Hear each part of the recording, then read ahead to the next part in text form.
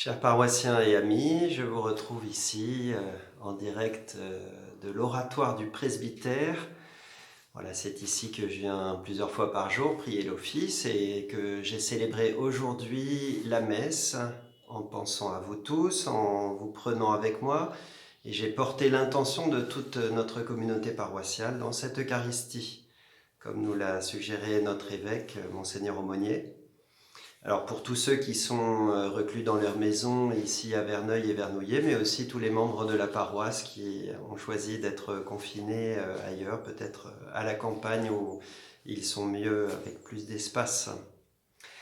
Ici, j'ai donc célébré aujourd'hui l'Eucharistie. Je voulais vous partager quelques textes que nous y avons entendus, les oraisons qui ponctuent notre liturgie.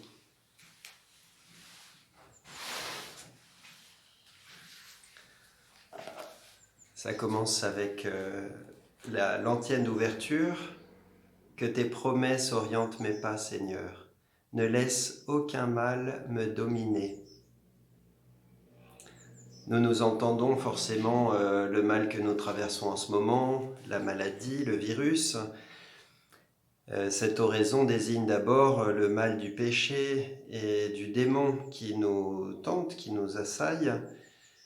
Mais on peut penser aussi au mal de l'isolement, de la colère ou de la médisance qui peuvent nous envahir ces jours-ci.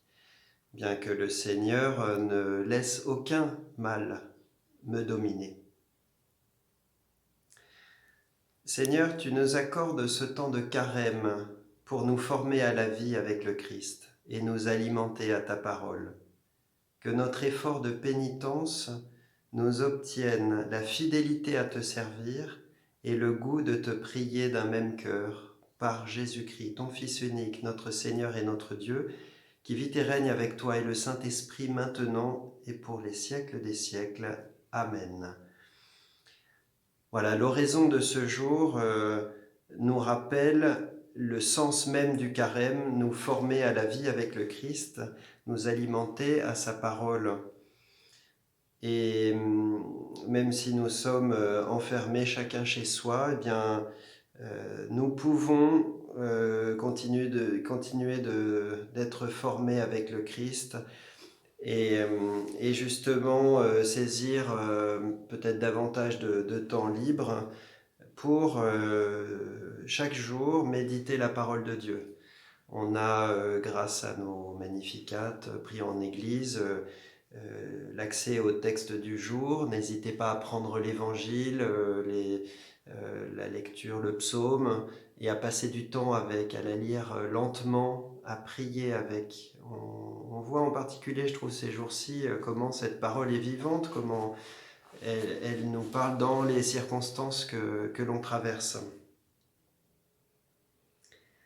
Avec ces offrandes, Seigneur, accepte les prières de ton peuple, et nous qui prenons part à cette Eucharistie, protège-nous de tout mal. Par Jésus le Christ, notre Seigneur. Voilà la prière sur les offrandes. Elle parle de ceux qui prennent part à l'Eucharistie. Vous n'étiez pas là physiquement, mais vous étiez bien là de cœur. Et je pense que vous avez pu recevoir dans les églises ou bien télécharger l'acte de communion spirituelle. Bien, il nous permet d'être vraiment unis les uns aux autres et le Seigneur sans doute ne refusera pas les grâces de sa présence pour chacun de ceux qui prieront cela avec vérité et force. Tu m'as montré, Seigneur, la route de la vie. En ta présence, la joie est sans mesure. Voilà justement cette présence de l'Eucharistie dans l'antienne de communion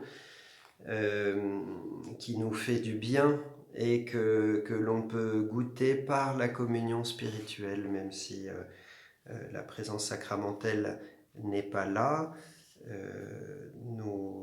Nous désirons et nous demandons au Seigneur de suppléer pour nous rejoindre intimement. Enfin, la prière après la communion. Que cette communion à ton Fils Jésus-Christ nous sanctifie, Seigneur notre Dieu. Après avoir effacé tous nos torts, qu'elle ouvre nos cœurs aux promesses de ton règne par Jésus le Christ notre Seigneur. Voilà, cette prière après la communion, elle nous tourne vers les réalités à venir, la promesse de ton règne. C'est ce qui nous permet d'avancer chaque jour, c'est cette espérance indéfectible qui anime en particulier le cœur de tout chrétien, qui nous permet de faire le pas, le petit pas quotidien.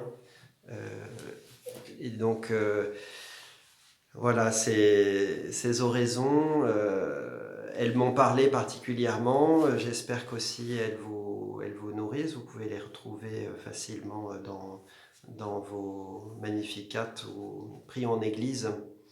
Je voulais aussi profiter de cette vidéo pour vous donner 2-3 nouvelles. Vos prêtres vont bien. Hier, le Père Christian a voyagé vers le Bénin. Il est bien arrivé, mais il subit les mesures d'isolement là-bas qui ont été également mises en place. 14 jours d'isolement. Alors, il vit ça en famille à Cotonou et c'est déjà une bonne chose pour lui. Et il a la possibilité de célébrer aussi l'Eucharistie. Il m'a assuré aujourd'hui que il portait chacun d'entre nous dans l'Eucharistie. Donc voilà, c'est ce lien de la prière qui nous unit et qui ne fera pas défaut. Je vous dis à très bientôt et vous êtes dans mon cœur. Je me confie aussi à vos prières. Au revoir.